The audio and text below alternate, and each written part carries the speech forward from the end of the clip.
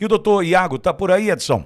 Bom, deixa eu conversar com o doutor Iago Morgan, ele é advogado, especializado em segurança de dados, para falar sobre o que a gente está vivendo, né? Acordamos com esse apagão cibernético. Doutor Iago, bom dia, seja bem-vindo ao Auriverde Brasil, doutor. Olá, bom dia. Muito obrigado pelo convite. Espero que eu possa contribuir aí trazendo um pouco dessa informação para vocês. Fico à disposição. Obrigado, doutor. Doutor, de fato, o que aconteceu, né? Nós fomos surpreendidos. Alguns ontem à noite já perceberam dificuldades na sintonia de emissoras de TV a cabo, inclusive do Grupo Globo, né? A instabilidade também em plataformas e aplicativos bancários ligados a alguns bancos e tantos outros como empresas, companhias aéreas da Europa, enfim. O que de fato aconteceu, doutor? Bom, foi percebido esse movimento anormal, uma indisponibilidade nos serviços de algumas empresas, companhias aéreas principalmente, então companhias aéreas, aeroportos, temos notícias também de alguns hospitais no Oriente Médio, na Europa, companhias aéreas e também emissoras de TV, a Austrália também foi envolvida nisso, e basicamente o que aconteceu é que essas empresas, quando elas desenvolvem seus serviços, principalmente aqueles serviços que ficam disponíveis online, na internet, elas consomem serviços de empresas terceiras, né? E uma dessas empresas é a CrowdStrike, que é uma empresa focada em cibersegurança. Essa empresa tem um produto chamado Falcon e durante o dia de ontem foi realizado uma atualização nesse sistema, e a partir dessa atualização, isso repercutiu, trazendo esse efeito em cascata para todos os provedores que estavam utilizando aquele serviço. Então, a Microsoft foi a primeira a relatar, posteriormente a gente viu outras empresas, outras Big Techs, também relatando a indisponibilidade, e a origem seria aí dessa atualização feita pela CrowdStrike. Doutor, numa fala muito rasa, a gente diz aqui no nosso meio que quem tem um, não tem nenhum. Se eu tiver só um microfone aqui na rádio, ele parar de funcionar, eu não comunico, né? Se tiver só uma câmera para a gente conversar, se ela parar, então quem tem um, não tem nenhum. Em algo tão grandioso, não havia redundância, não havia um caminho alternativo. Onde está a falha de fato para chegar às consequências que nós acompanhamos, doutor? Olha, é um pouco precoce ainda para a gente apontar com precisão. Tudo que você falou, em alguma medida, acontece.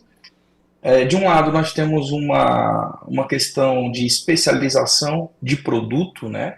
Então, nós não temos muitos players hoje no mercado trabalhando com esse alcance, com essa capacidade, como, por exemplo, esse player que a gente está mencionando, né? Então, deveria ter aí algo aí como muito menos do que uma meia dúzia de empresas que poderiam prestar esse serviço. Então, o que eu estou querendo dizer? Primeiro, a gente tem uma deficiência de mercado, né? Nós estamos, de fato, na mão hoje de grandes empresas que acabam dominando, e dominando não por uma reserva de mercado, mas muito mais até por uma especialização do serviço. E, de fato, algo que a gente pode cravar já é que houve uma falha na gestão de riscos, né? Então, geralmente, quando se aplica esse tipo de atualização, isso vem precedido de alguns testes e com uma camada de suporte de backup que aparentemente não ocorreu no caso concreto, tá? Mas ainda é muito, muito precoce para a gente cravar um motivo exato. Agora, doutor, exatamente nessa linha, meu primeiro comentário hoje pela manhã, quando trouxemos a informação, é que nós estamos nas mãos de poucos. Eu ainda falei, eu não sei se enche duas mãos. O senhor trouxe, deve ter 6 talvez, né? 6 grandes players aí no mercado tratando desse tema. Em algum momento, entendo eu, quando se trata de aviação, a gente está falando também de segurança nacional. O Estado deveria ter alguma participação nesse sentido? Não sou estatizante, pelo contrário, sou liberal, né? Enfim, não tenho nenhuma relação com a estatização. Mas entendo eu que mostrou uma fragilidade. A gente aprendeu durante a pandemia, por exemplo, a dependência da China, o que nos custou. né, com relação, inclusive, a equipamentos eletrônicos, chip, por exemplo, para a indústria automotiva. O senhor entende que essa dependência nos torna refém de alguma forma e algo pode ser feito nesse sentido para corrigir esse curso? Sim, hoje nós, felizmente ou infelizmente, estamos na mão aí de algumas poucas empresas que detêm essas tecnologias, né? Então, hoje nós estamos falando aí, a CrowdStrike hoje ela está em evidência, mas a CrowdStrike não chega a ser uma Big Tech, por exemplo. Se a gente pegar empresas hoje de um porte muito maior, por exemplo, como a Microsoft, se a gente tiver uma paralisação na Microsoft, isso vai afetar desde um cidadão que tem uma campanha eletrônica em casa até um sistema de e-mails, por exemplo, de uma companhia gigante. Então, assim, a possibilidade de prejuízo hoje em ambiente digital, no mundo cibernético, ela é muito alta.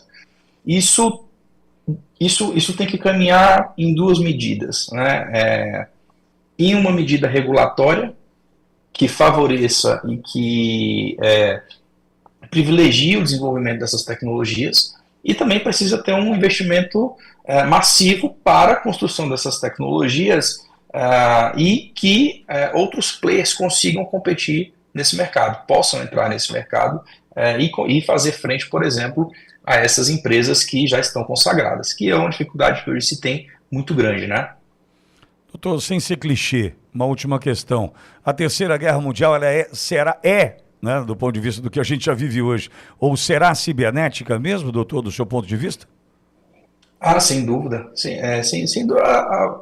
Eu não vou nem te falar sobre uma Terceira Guerra Mundial, mas hoje a gente já enfrenta uma guerra cibernética muito grande. Hoje, por exemplo, o cybercrime, se a gente comparar aí com o PIB de determinados países, o cybercrime movimenta algo hoje que estaria entre a quarta ou a quinta nação do mundo, né?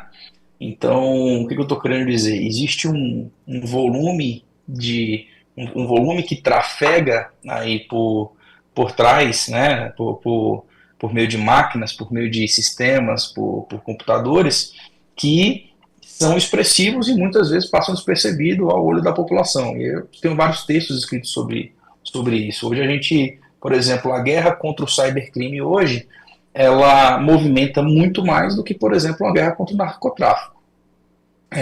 Financeiramente, hoje o cybercrime movimenta, por exemplo, muito mais do que o narcotráfico. Então, essa aí, não sei se a gente poderia dizer que é uma terceira guerra mundial, mas com certeza nós já estamos enfrentando isso hoje no dia a dia. Inclusive, a gente tem evidências aqui de nações que utilizam hoje de cyberataques para fragilizar uns aos outros em movimentos de guerra. E isso em algo muito recente, por exemplo, envolvendo Rússia e Ucrânia. E o Brasil está pronto para essa guerra, doutor?